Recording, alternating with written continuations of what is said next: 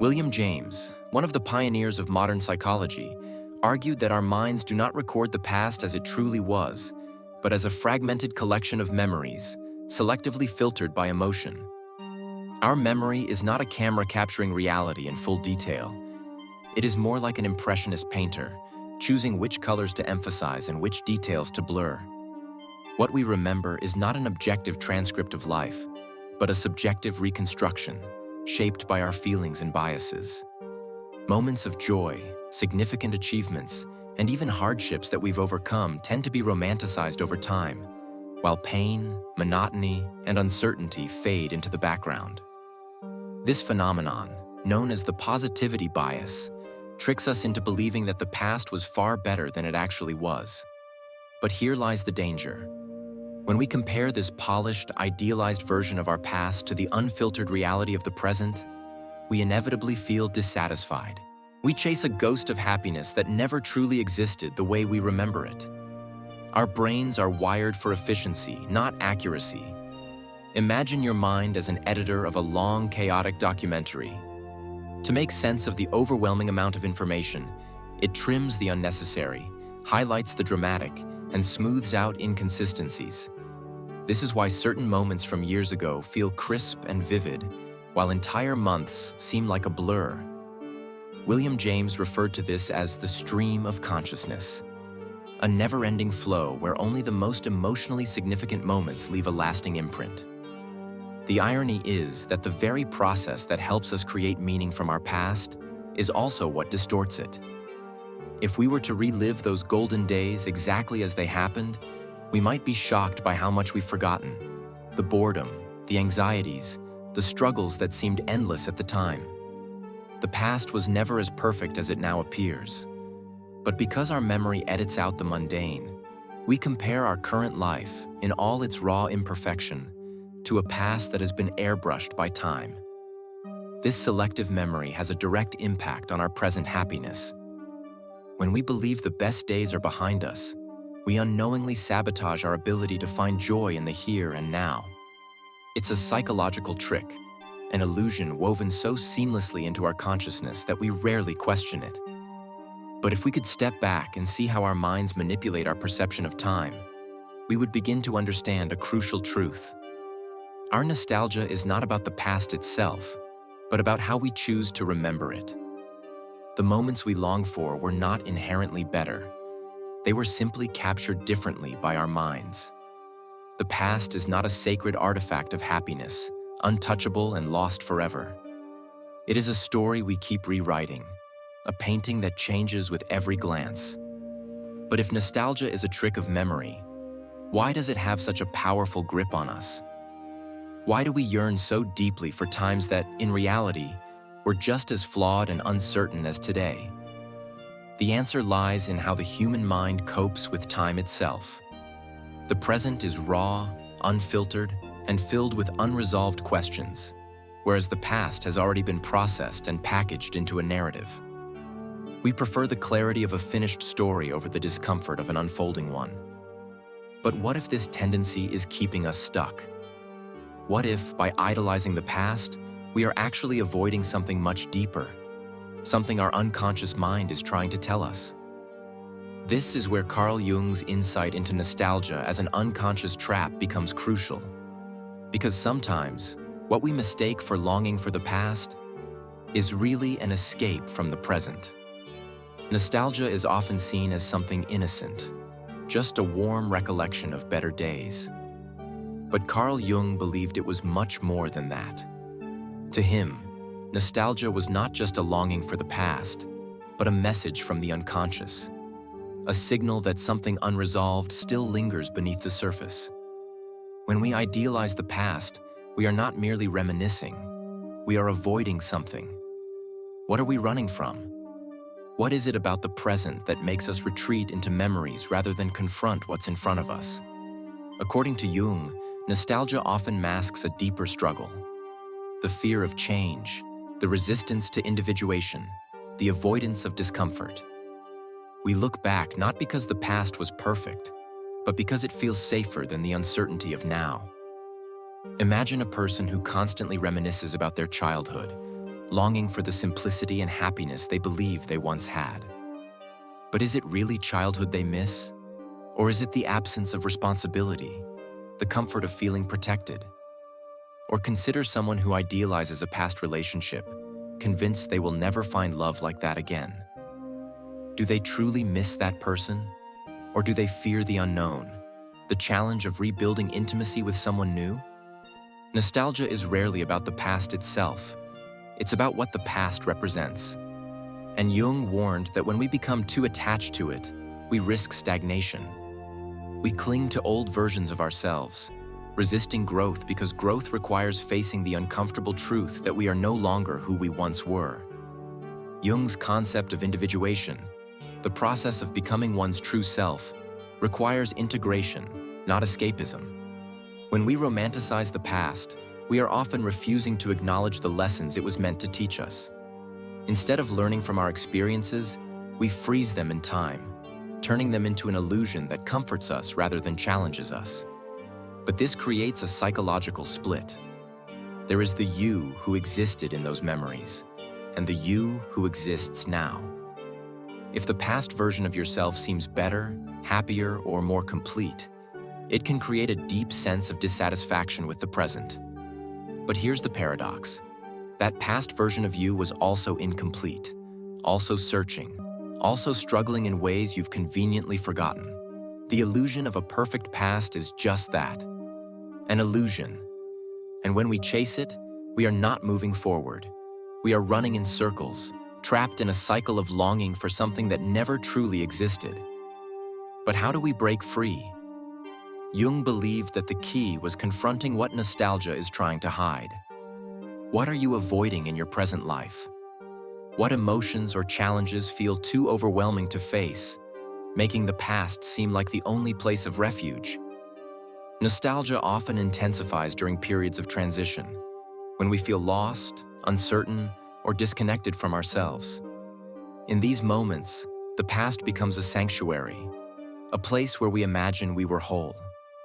But true healing comes not from escaping into old memories, but from integrating them, taking what was meaningful, acknowledging what was painful, and allowing ourselves to fully inhabit the present without fear. The past is not calling us back. It is urging us to move forward. It is not a destination, but a reference point, a mirror reflecting what we still need to reconcile within ourselves. And the more we hold on to an idealized version of yesterday, the more we risk missing the depth, beauty, and potential of today. But this resistance to the present is not just psychological. It is existential. It ties directly into something even more profound, our relationship with time itself, and the fear that beneath nostalgia lies something far deeper, the fear of impermanence. This is where Ernest Becker's insight into the denial of time becomes crucial. Because sometimes, what we mistake for longing for the past is really an unconscious attempt to deny the reality of the present.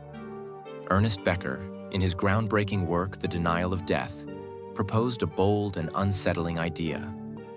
At the heart of much of human behavior lies a deep-seated fear of mortality.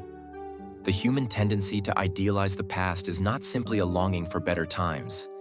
It's a defense mechanism against the present, which constantly reminds us of our fleeting existence. The past, in all its simplicity and nostalgia, represents a time when things felt more permanent, more secure. But the present is always in motion, unpredictable and fragile, and this existential uncertainty can feel unbearable. So, what do? We retreat. We escape into a past that seems less threatening, one that appears unchanging and fixed in time. But in doing so, we deny the very thing that can free us: the acceptance of time as it is, in all its fluidity and impermanence. This denial of time, according to Becker, is central to how we avoid confronting our own mortality. The more we fixate on the past, the more we distance ourselves from the present, which forces us to face the ultimate reality, that nothing lasts forever. Nostalgia allows us to cling to the illusion of permanence, to believe that the good times are not only possible again, but that they should have lasted longer. But here's the catch. This illusion is a trap. The more we long for the past, the more we forget that we cannot relive it, that it was never as perfect as we remember it, and that its passage was, in its own way, a preparation for the passage of time itself. When we deny time in favor of the past, we are not just denying change, we are denying growth. The fear of the present, driven by an unconscious denial of time, manifests in many ways. It can appear as anxiety, as a desire for stability, or as an unrelenting nostalgia that refuses to let go. We tell ourselves that if we could just return to the way things were, we would find peace again. But this desire is, in itself, a refusal to engage with the true nature of life, that it is always moving forward, always in flux. Time does not stop for us to make sense of it. It does not wait for us to catch up with the moment. And the more we reject the present, the more we risk stagnation. It is only by facing the discomfort of the now that we begin to unravel the grip of nostalgia and truly live. But why is this so difficult? Because confronting the present means confronting our own vulnerability. The past, however idealized, gives us a sense of control. It is a time we can look back on with longing and interpret as a safe haven from the chaos of the present. But in reality, the past is no longer available to us. It cannot be reclaimed, no matter how much we desire it. The present, on the other hand, is alive and real. It requires us to adapt, to grow, to accept the inherent uncertainty of existence. This is where Becker's theory ties in deeply with our psychology. The more we deny the present, the more we deny our own reality. We become trapped in a cycle of fear, constantly trying to outrun time. How do we break free from this denial? It begins with the radical acceptance of the present as it is, not as a pale comparison to the past, but as the only true moment we have. This requires an awareness of our own impermanence, a willingness to sit with the discomfort that comes from knowing we are not invincible and that nothing lasts forever. Yet, in this acceptance lies the freedom to live fully, to embrace the present in all its rawness, and to stop chasing the illusion of a perfect, unchanging past. Becker's message is clear. We cannot outrun time. We must learn to live with it, to understand that the present moment is not something to be feared or avoided, but something to be embraced with all its uncertainty and potential. Only then can we truly break free from the trap of nostalgia and begin to live the life we are meant to lead. Carl Jung believed that we each carry within us two versions of who we are: the real self, grounded in the present moment, and the idealized self, shaped by our memories, our desires, and our fears. This false past that we construct is often rooted in a longing to see ourselves in a light that feels more complete, more fulfilled, or simply more acceptable. The more we romanticize our past, the more we create a dissonance between who we actually are today and who we imagine ourselves to have been. But here's the catch. This idealized version of ourselves, built from fragments of memories and dreams, is not who we truly are. It is a mask, a projection of what we wish to be, rather than an honest reflection of our lived experience. When we compare ourselves to this constructed image, we are measuring our present reality against an illusion, a version of ourselves that never truly existed. Imagine looking back at a time when you felt on top of the world. Maybe it was a time of achievement, a moment when you felt loved, or a phase when everything seemed to fall into place. Now, in the present, you might feel disconnected from that person you were. You might wonder where that version of you went, why the same energy, the same joy, or the same confidence seems so distant. But what if the version of you that you are yearning for is not an authentic representation of your past self, but rather a projection of what you wanted that self to be? Jung argued that these idealized versions of ourselves, what we wish we could have been, become more real in our minds than the person we are in the present. We look back and tell ourselves, "I was happier then," or "I was more confident." But in doing so, we forget that the person we were was just as flawed and uncertain as the person we are now. The danger in clinging to this false past is that it prevents us from fully embracing who we are today. When we constantly measure ourselves against an idealized version of the past, we never fully live in the present. We are forever trapped in the idea of a perfect self that we can never reach, which creates an ongoing sense of dissatisfaction, self-doubt, and disconnection. This false self keeps us from seeing the truth, that we are always evolving, always changing. The person we were yesterday no longer exists, and the person we were 10 years ago is just a shadow of who we are today.